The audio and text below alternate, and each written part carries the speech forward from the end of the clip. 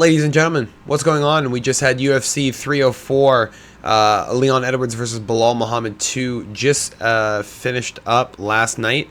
I was going to do the recap right at 1:30 in the morning Eastern time whenever it finished. I was so exhausted I was barely talking. I was yawning a lot. I'm going to do it now. I'm going to get through it quick. We're going to do a full breakdown of the entire card. Going to tell you how the bets went, and we'll just finish up with the parlays at the end. All right. First fight of the night on the prelims, we had Shawana Bannon versus Alice Ardelaine. I still don't know how to pronounce her name. They said it in the fight. I wasn't really listening. Shawana won 29-28. I thought it could have gone either way. Alice had rounds 1 and 2, maybe. Shawana had rounds 2 and 3 on the other judges' scorecards. Round 1. Round 1's tough. I think one judge gave it to Bannon. I don't know. It was a good fight from both sides. Alice, like, a little bit more impressive than I thought she was going to be. I mean, in her other fight, she looked like a terrible fighter. Bannon looks like nothing special, but still, Alice looked like a much lesser fighter. It was a close fight. I genuinely thought it could have gone either way. I'm happy Bannon ended up winning. I did win a little bit of cash because of it. But it wasn't really an impressive victory from either. It wouldn't have been an impressive victory from either side, regardless. It was kind of like, it was one of the worst fights of the night. It was just kind of Bannon in karate stance, throwing those high kicks, throwing some switch kicks, throwing some low kicks, and Alice just trying to close the distance. But Alice was getting fucking pieced up in those last 2 rounds, so I didn't think she was going to win at all. Next, we had Mick Parkins versus Lucas Bresky. I picked Lucas Bresky because I thought Lucas, being the smaller fighter, he's going to be able to, have that movement, have the ability to move around Mick Parkins, who's standing at 30 pounds heavier, being able to throw his 1-2 and be able to lean off with those clean combos that he's able to do sometimes. Mick Parkin had no fucking part of it. Mick Parkin knocked him out really quick. It was, yeah, there you go. It says it right in the middle. 3 minutes, 23 seconds into round number 1. He dropped him. He got dropped the second time, I think, too, and that's what caused the stoppage. Very impressive knockout for Mick Parkins. A lot of people called Mick Parkins a lock. He couldn't knock out Machado. And Machado leaves his chin open a lot, so I don't know. It was a good fight. Lucas probably getting kicked out of the UFC at this point. He has 4 out of 5 losses in his last 5 fights. It's unfortunate. He's an okay fighter, but he just showed no improvement on skills and showed maybe even a downwards in skill level. Next in the prelims, we had Sam Patterson versus Keeffer Crosby. I had Sam Patterson submitting Keeffer Crosby in round 1. He submitted him in round 1. He got him in an arm triangle. Keeffer Crosby, once again, just like the Kevin Jose fight, Sam Patterson lands a nice combo, lands, nice 1-2, lands a hook, and Keeffer Crosby looks like he doesn't want to be there anymore. He immediately lets Sam basically take him down after getting hurt, and he just gets submitted incredibly quick. Well, it wasn't incredibly quick. He was answering the phone. He was attempting to defend the arm triangle. Sam wasn't doing the right. I don't know why. Sam was trying to put body down, but he was leaving a knee on the stomach. Like, you're supposed to put your full chest down to the mat and then, like, press with the arm triangle. So I don't understand why he didn't do that. He waited for like another 40 seconds for that. He tried to get him in mother's milk or something. I don't know. It was really weird. But anyway, Sam Patterson within 3 minutes got the submission. It was pretty good. I'm pretty impressed with Sam.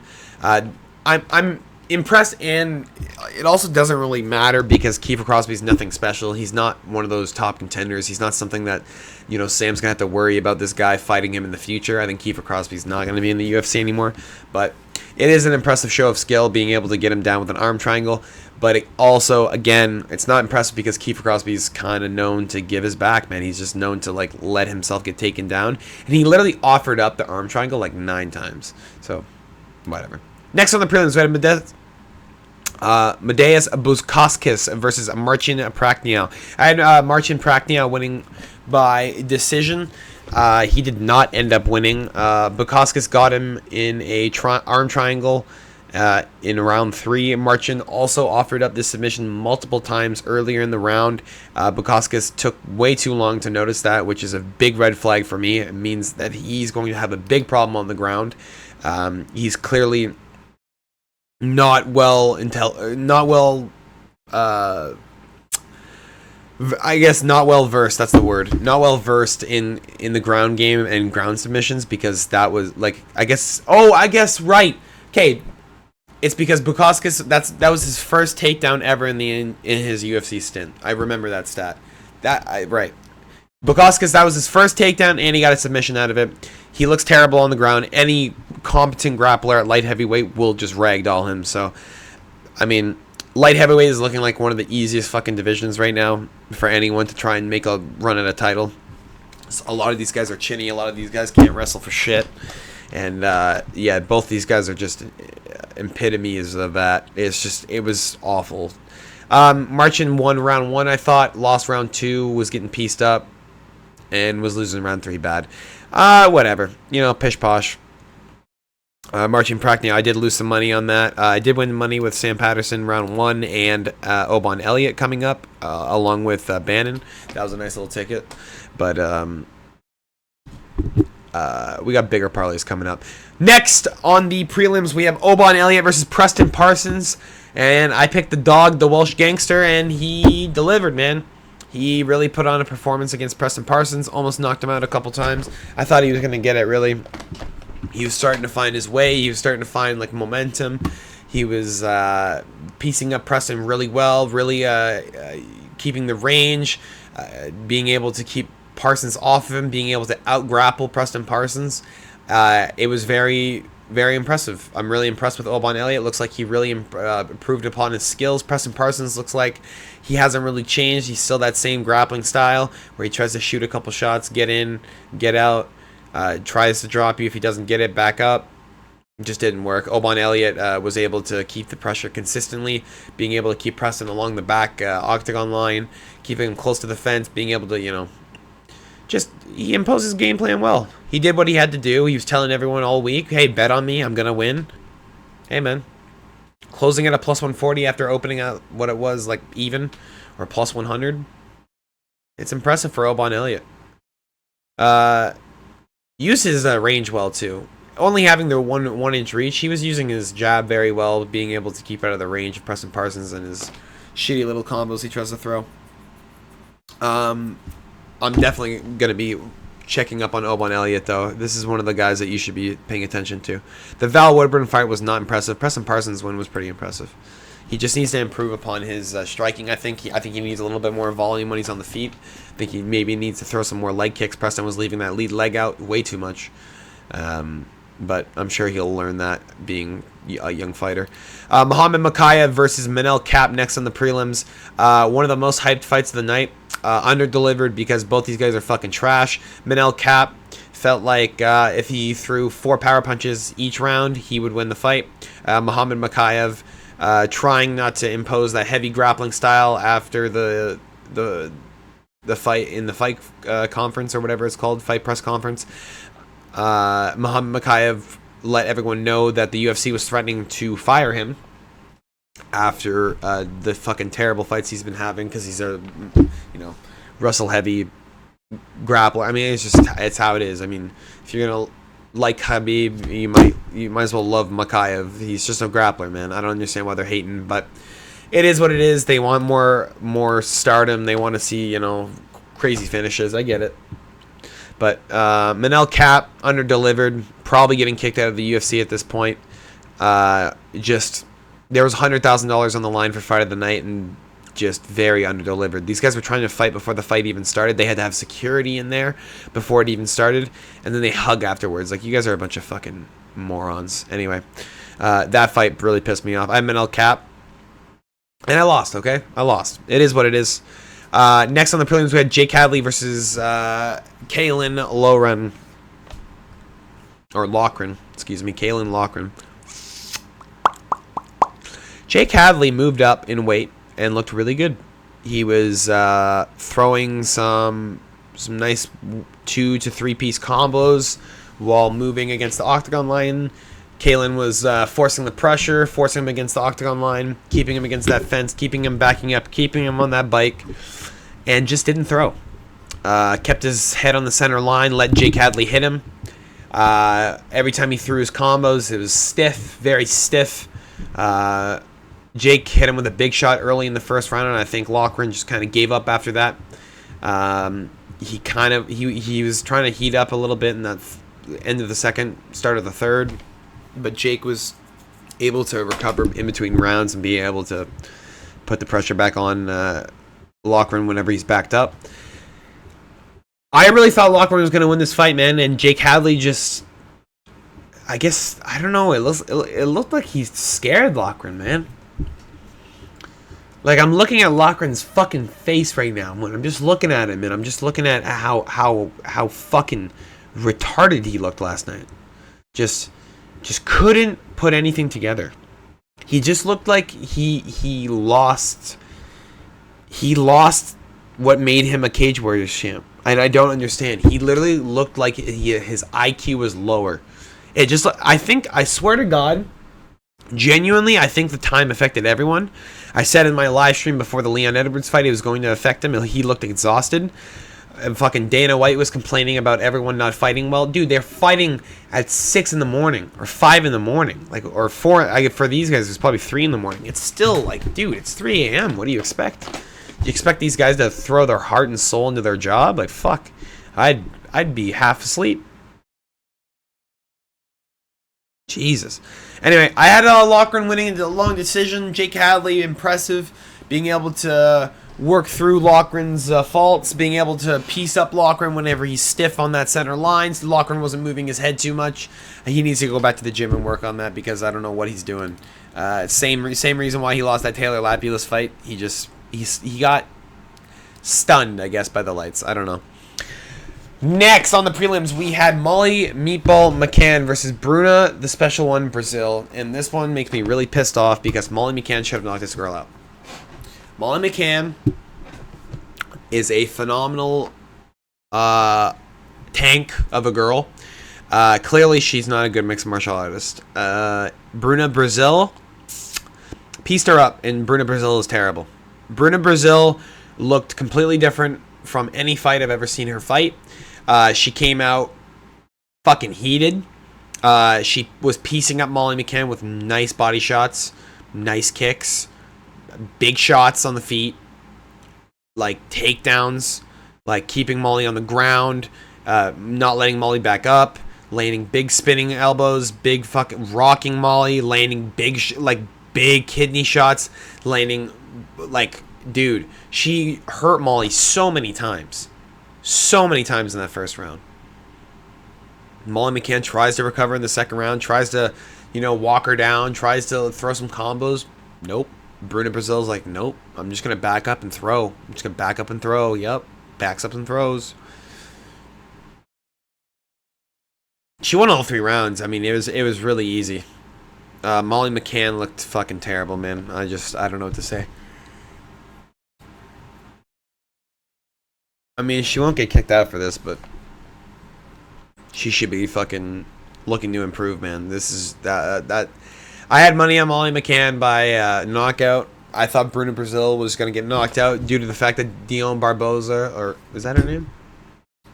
That's not her name, is it? Dion Gomes, excuse me. Gomez.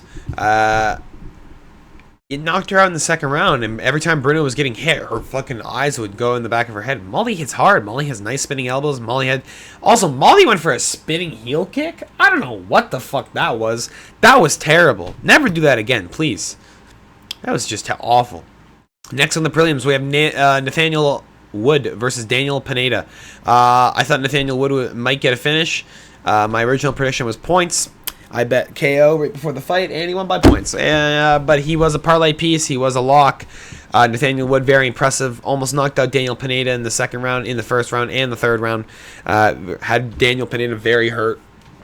Very hurt to the body, very hurt to the head. Had a big cut on his right eye. Had his nose busted up.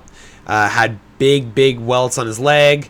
Had a big red mark on his body. Like, Nathaniel Wood was piecing up each and every part. Problem was, every time Nathaniel Wood had Daniel Pineda hurt, he chose to grapple, and I think that's a big mistake. I think Nathaniel Wood needs to work on that. I think he needs to work on his finishes. I think he could have finished Daniel Pineda very easily. I think he could have knocked him out in the second round if he just gotten away from Daniel Pineda and not grappled. He got down on the ground. Daniel Pineda held him in full guard because he doesn't want to get knocked out, obviously. Which, yeah, I wouldn't want to get knocked out either, but Nathaniel Wood, you need to get out of that. You need to get on top. You need to posture up, or you need to get the fuck away, get him back on his feet, and keep chopping the leg, man. He kicked his leg out like 3 times. Anyway, that is the end of the prelims. We have a 5-card main, a 5-fight main card to go through real quick. This is going to be a quick one. Arnold Allen versus Giga Chikadze. Giga Chikadze had nothing. Giga Chikadze won the first round, and I thought it was pretty impressive. And Arnold Allen, again, always gives the first round. Usually, you usually see him kind of slow to start. Giga Chikadze got fucked up in that second round, bro. He got pieced up. He was getting hurt. That third round, he was getting like rocked. He was eating stiff jabs from Arnold. Big left hands from Arnold. Big left hands were landing constantly. Giga could not block them. He couldn't get out. He was circling to his power side. And I don't know why. Giga was not using... Like, Giga was trying to find range, trying to set, trying to throw kicks. His right kick was incredibly fast. Landed a nice high kick a couple times against Arnold Allen. But you can't look for range every fucking time. Like, you can't look to set your feet every time like you're trying to kickbox. You can't. You're in mixed martial arts, and Arnold Allen literally walks people down.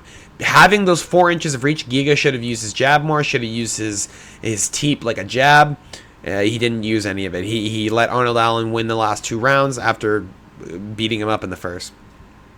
Usually happens. Arnold Allen with a nice comeback victory. Giga on a loss streak now. Next, we had Gregory Robocop Rodriguez fighting Christian Leroy Duncan. I had Gregory Rodriguez winning by knockout. I also took him on the money line. He won. Very impressive. Won all 3 rounds, I thought, against CLD. No shot. CLD won a round. Gregory Rodriguez landing big shots every round. Nice takedowns, keeping CLD on the ground with his black belt. Robocop, very impressive on the feet, very impressive in the striking. Everyone thinks that his submissions are going to come out, you know, like he's incredible, and he has a very decorated black belt. He's won a lot of tournaments. He's won a lot of medals. He's won a lot of, I think he's won titles even with his grappling, if I'm not mistaken. But no, it's always the hands. It's the hands that impress. And Gregory Rodriguez beat the fuck out of Christian Leroy Duncan. I think Gregory's going to have to fight some top-level contenders next for 185. But he has some heavy hands, and he's fucking scary up there. Next on the main card, we have Paddy Pimblett versus King Green. No longer Bobby Green. He has legally changed his name. I had Paddy Pimblett winning by submission. I bet him to win by submission early. Yeah, triangle armbar. It was fucking sick. He got Bobby in a locked-in triangle. I'm 90% sure before Bobby rolled over, I'm pretty sure Bobby was out. And during the triangle, Paddy grabbed his arm when it looked like Bobby was already out and broke it. It looked like Bobby's hand looked a little, or arm looked a little limp in the when they were announcing the fight, who won. But very impressive from Paddy Pimblett. Very quick win. King Green was talking a lot of shit early. A lot of shit. He was trying, doing his antics, trying to get Paddy to do something, trying to get him to rush in. Paddy was having none of it. He just he landed nice on Bobby, and then Bobby just kind of like walked into a guillotine, and then Paddy pulled on it, dropped to the ground, and then he switched to the triangle, got it locked in on a weird angle, flexing the hips. Bobby rolls over, or King rolls over, and he's unconscious, and that was it. Fantastic win for Paddy Pimblett. Won some fat money off of that. And we move on to the co-main event of the evening. The UFC Interim Heavyweight Championship of the World should be undisputed because John Jones is holding up the division, and he's a fucking bum for that. Tom Aspinall beat the fuck out of Curtis Blades. Nice uppercut, or what was it? Jab. It was a jab left jab, right hook. But the right hook just grazed the temple, but the left jab is what sat Curtis Blades down. Dropped him. Curtis tried to get up. Nope. And then just flattened him out from the back by Tom Aspinall and was beating the shit out of him. Ref stopped it. minute on the dot. Very good by Tom Aspinall. I bet Tom Aspinall to win under half a round, which is under 2 minutes 30 seconds. Smashed huge on that. That was good. Next we have the main event. If you guys enjoyed the breakdown, I know I'm stuttering a lot. I'm pretty tired. It is what it is. But I got to do the video anyway. I'm enjoying it. Make sure to drop a fucking like. Subscribe. I'm doing these every single week. I'm doing the live stream every single week. I had some guys in there yesterday. I had Skull sit with me for the entire card, basically. And I was talking to him the whole time. I had a good time, though. Main event of the evening, Leon Edwards versus Belal Muhammad 2. I smashed a lot of money on Belal Muhammad. A lot of money. A lot of money. Belal Muhammad defeated Leon Rocky Edwards by decision. Belal was training with Habib Nurmagomedov. He was following all the rules. He was cutting his hair. He was praying 6 times a day with those guys. He lived, he trained, he worked at the gym. He did all of it. Leon, I thought this was going to come into play too. He was fighting at 5:30 in the morning. I don't give a fuck how many times you want to switch your schedule. You know, when you're a kid, your parents are like, oh, we got to get you back on school schedule. Bro, I'm still going to be tired getting up at 6:30 in the morning. I'm going to be tired. I'm going to be exhausted. Staying up till 6:30 in the morning is something completely different. Even if you slept till 4, even if you slept till 2:30 a.m., dude, it doesn't, you're waking up in the middle of the night. Your body is not used to that. Belal Muhammad coming from somewhere else where he was fucking probably partying all night. Leon lives in UK, man. He lives there. It's not like it's like Belal, for Belal, it's like 12. It's like 12 a.m. It's midnight. For Leon, it's 6 in the morning, bro. He's exhausted. Belal looked fine. Belal looked very impressive. Quick takedown in the first round. Gets back up. Leon lands nice. Second takedown. Drops him again. Wins the first round. Second round. Beats the fuck out of him. Drops him again. Not dropped as in knockdown, but like with takedowns. Drops him again. Keeps him on the ground. Wins the second round. Loses the third round. Leon landed nice. Kept back position. Kept body lock the whole time. Kept a body triangle. It was nice. Fourth round. Belal won that fourth round. He beat the fuck out of Leon. Landing big shots. Dropped him on the ground again. Fifth round. Belal literally had him till like the last 40 seconds. And Leon lands a big elbow. And I think they tried to give the round to Leon. Fuck off. 49-46 Belal is what I had. Impressive. Leon won the third round. Fantastic fight. Belal, they're definitely going to remember the name now. Very impressive victory. Looked like a completely different fighter. Looked like he improved all the skill sets that he needed to become a champion. And at 36 years of age, he has realized that he is now the welterweight champion of the world. He will be fighting most likely Kamaru Usman next, or I don't know who's in the welterweight rankings right now. It's Gilbert Burns. No, sorry. Gilbert Burns is lightweight right now, right? No, he is. No, so he's probably going to be fighting Jack Della Maddalena or Shavkat Rakhmonov. That would be the next 2 fights. Shavkat's a very scary fight. Belal's definitely going to lose that if he fights that next. But, you know, it was a fantastic card. I did hit a big parlay. We had Paddy Pimlet by KO. Or, excuse me, Paddy Pimlet by submission or Bobby Green by KO. Hit. Gregory Rodriguez to win. Hit. Arnold Allen to win. Hit. Tom Aspinall by KO. Hit. And Belal Muhammad. Oh, excuse me. It's Tom Aspinall and Curtis Blades under 1.5. Hit. And then Belal Muhammad to win. It was plus 4,000. 5-pick parlay. I had $15 on it. That was $600. And then we won some other money there. A lot of other money. I'm not going to go through all of it. But the big parlays that I had for you guys did lose. Kaylin Loughran did fault, and my lock, also Molly McCain, did fault. They both fought like shit, but the main card all hit. I'm very impressed. That's all I have for you guys today. I hope you guys enjoyed. I mean, I tried to give you guys a breakdown. I'm incredibly tired. I'm sorry if I stuttered. I'm sorry if it was shit. I don't really care. I enjoyed doing it. I hope you guys enjoyed yourselves. I hope you guys enjoyed the card. It was incredible. I hope you guys won some bets. If you guys didn't bet, as a fan, it was a good card other than the Manel Cap fight and the Muhammad Makayev. Very impressed. I was very happy with the card, and it was just overall very happy that they went back to Manchester, England, and gave him another card after 8 years. That's all I got for you guys today. I hope you guys enjoyed. Have a good one. Peace.